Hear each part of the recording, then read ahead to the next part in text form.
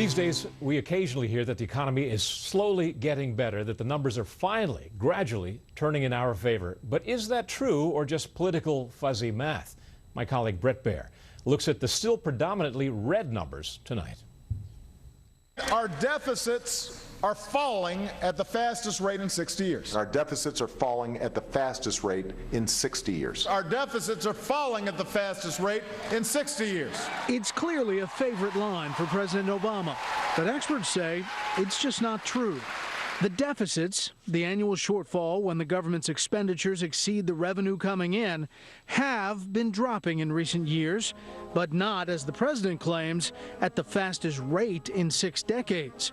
The rate of deficit reduction was actually faster from 1993 to 1996, and there was even faster deficit reduction than that from 2004 to 2007. President Obama is convinced the fatter deficits his administration has been running and plans to run are not the problem. We don't have an urgent deficit crisis. The only crisis we have is one that's manufactured in Washington, and it's ideological. At the same time, there is a coming battle over the U.S. national debt, the sum of all outstanding debt owed by the federal government, the accumulation of the annual federal budget deficits. The debt ceiling, the limit Congress sets at which the government cannot borrow anymore, is set to be reached in mid-October, according to the Treasury Secretary. And the Obama administration says Congress has to raise it without a fight so the country can continue to pay its bills. Failing to raise the debt limit would not make these bills go away.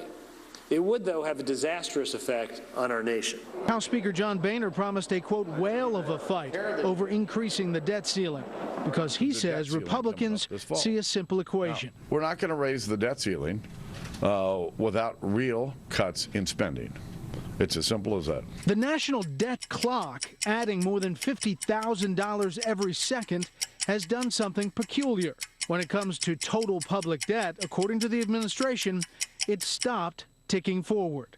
It's been frozen at $16,699,396,000,000 since May 17th.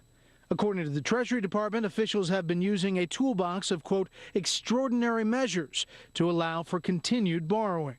They've basically been moving money around, paying selective bills, ringing them up, but then leaving other items in the nation's grocery cart to be paid once the debt ceiling is raised. If the debt ceiling is not raised, Treasury officials say they would be forced to choose which bills to pay and which to leave in the metaphorical cart unpaid. The national debt continues to grow. The Congressional Budget Office projects outstanding public debt at the end of 2013 fiscal year to be nearly $17 trillion. As it stands now, if we were to give every American a chunk of the debt, that would be about $53,000 per person. And if current law remains the same, the debt just keeps adding up. Just 3 years from now, by the end of 2016, the projected debt would grow by nearly $2 trillion to about $19 trillion. Looking further down the line, by 2019, we've surpassed $21 trillion. And by 2022, the debt is more than a whopping $24 trillion. If you were to go out right now and spend $1 every single second, it would take you over 31,000 years to spend $1 trillion. And we're talking 17 trillion. It's just unbelievable. Enter the Federal Reserve. Because of Fed monetary policy and the pumping of trillions of dollars into the economy, new U.S. dollars, many experts believe our economy has been buffeted artificially. While there is a slow recovery, it is with trillions of new U.S. dollars flooding markets. You know, you print more money and then the value of the dollar goes down. So then, you know, it's even worse for the American consumer because your dollar is going to be worth a whole lot less. Right now, interest rates are at historic lows, and that has meant borrowing has increased, and frankly, the government and families alike are over-leveraged. When interest rates start to rise, and they've already picked up in the last few months, the government will have to pay a lot more on its debt. It makes us less competitive. It squeezes out other parts of the budget because what the debt means is that you have to pay interest on the debt and pay it back, and that squeezes out other parts of spending, including things like national security. If interest rates climb at a pace beyond what the Congressional Budget Office forecast, interest payments could rise by hundreds of billions of dollars a year. Here's a scenario provided by the CBO earlier this year of how higher interest rates would affect deficits over the next 10 years. If 10-year Treasury notes stay at the baseline average of 5.2%, a one-year payment on just the interest on the national debt will rise from $243 billion in 2014 to a one-year payment of $857 billion by 2023. Now, if interest rates were to stick to their averages in the 1990s, when rates on 10-year Treasury notes averaged 6.7%, the additional cost would be a little over $1 trillion in 2023. But take a look at this. If interest rates were to rise to their averages from the 1980s, when the rates on 10-year Treasury notes averaged just over 10.5%, you are looking at more than $2 trillion in interest alone in the year 2023. Now, if you accumulate all of that interest over the next 10 years, it's pretty astonishing.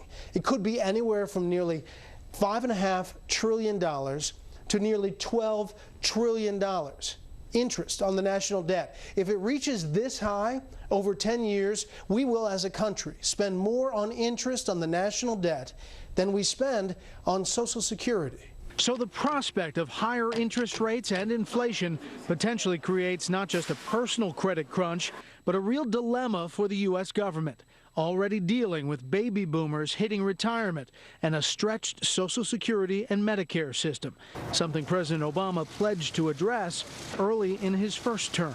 You might remember he had a fiscal responsibility summit in February of 2009, really on that point. But instead of doing that, he enacted a health care law that essentially exacerbated the problem. It tapped the same population that is already going to be overtapped for the pre-existing entitlements and made them pay for this new entitlement, a lot of it indirectly through premiums, some of it through taxes. It sounds unsolvable, but many experts say the U.S. economy just needs to be unleashed. Businesses need to be confident enough to invest. And once that happens, they say, things can turn around fairly quickly. When you're not growing enough jobs, there's not enough income generated, and so people have to borrow or they have to draw down their other kinds of spending, and so that puts a pinch on them, and that's where the extra debt comes from.